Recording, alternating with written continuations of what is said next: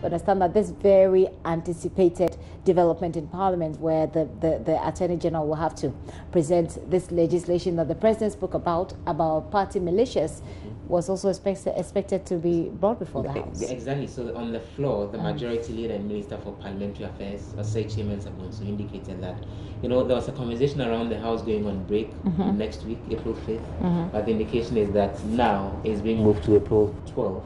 And the Majority Leader explains that the reason why that has become necessary is that there are a number of new bills that are being brought to the House to look at before they go on break. One of them is a bill that will seek to streamline the tax regime so that business people don't continue complaining.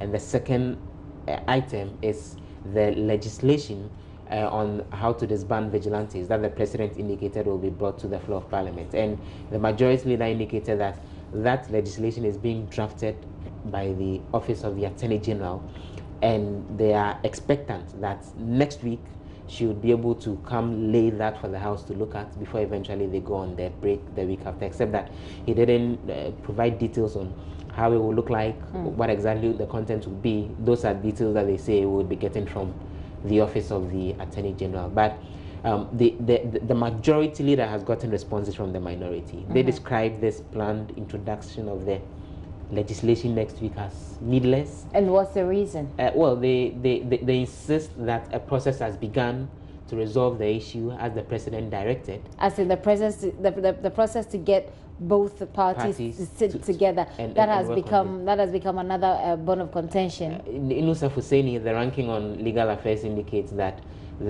despite the initial bottlenecks, that conversation has started. So they expected that the President would have waited for that process to be completed. And then he goes on to make a more substantial point that you don't need legislation to disband vigilantes. I've actually been speaking to him.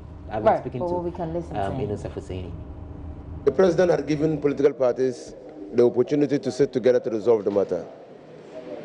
The political parties are making progress. As at the last time I checked, they had engaged the Peace Council to mediate. And so one is entitled to assume that we're making progress on that front. And out of the blue, we are being told that the President is also going to sponsor or propose a legislation to deal with it. So it was the proposal of the President when he appeared to give his State of the Nation address was an either-or. Either political parties sit down to resolve the matter, or I. And today, so again, it belies of the level of dishonesty, lack of transparency, and lack of commitment to the whole exercise of disbanding vigilante groups. So, for me, I'm surprised that the President is taking that course. No, dishonesty as in what exactly? As to how the President wants to approach it? Yes, in the first place, when the President said he wanted to disband vigilante groups, I didn't believe in him. Because I have seen pictures of the President, even in office as President. When on official trips, he is protected by state institutions. When on political party trips, he's protected by people other than official people. And I have pictures to show. Okay.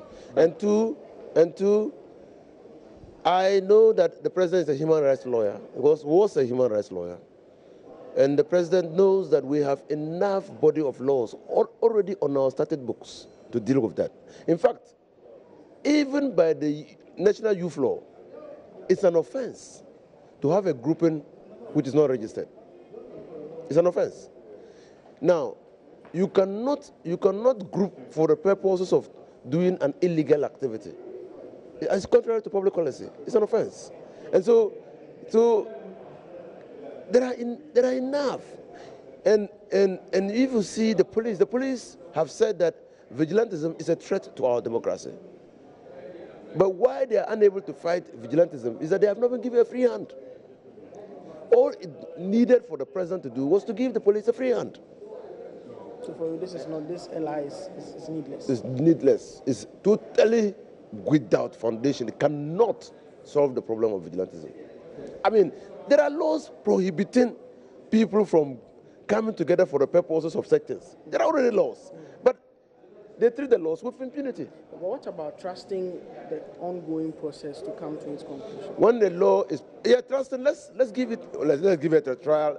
Initially, we thought that it would be difficult to get the political parties to meet to determine how to go about it. It appears that they are. You are dead. Okay. So it appears that they are building consensus on how to go about it. And it's important that we involve civil society organizations. And what's a good body to choose? The Peace Council. So that everybody knows exactly how we are progressing on this matter.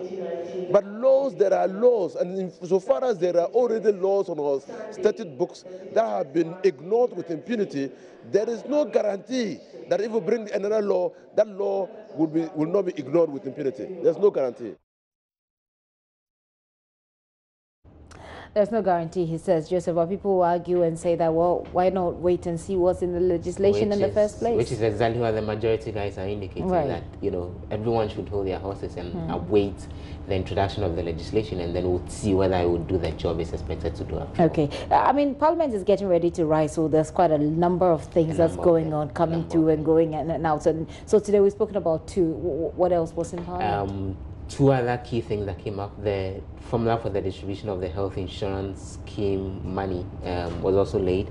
There were a number of concerns from the minority, as they pointed out in the debate, about how the number of subscribers are dwindling, and a situation of some investments going into corporate social responsibility to the tune of 5 million cedis, where they have consented over. And the House again today approved a planned release of $100 million for the construction of accommodation facilities for the military, across the country, in Sunyane, in Takrade, here in Accra. And particularly, the minority spokesperson on finance was concerned about $4 million of the $100 million amount that's going into consultancy fee, which he thinks is completely outrageous, and he thinks doesn't provide value for money. So he's demanding further scrutiny of the entire deal, although it's been approved by the House. It's been approved. The construction is expected to. Interesting. And I'm sure this will not, we've not heard the last of it yet. Certainly it will come back perhaps on the floor of Parliament or in the discussions among these key players. The minority indicate they want to continue to push this for a review of that agreement, even before the real project is. But when was it passed? Was it passed when the minority was still in Parliament? No, this is something that was actually referred to the Finance Committee about 2 weeks ago. So then the Finance Committee went ahead. Has then gone ahead to recommend that the House approves it. And the approval was actually done today.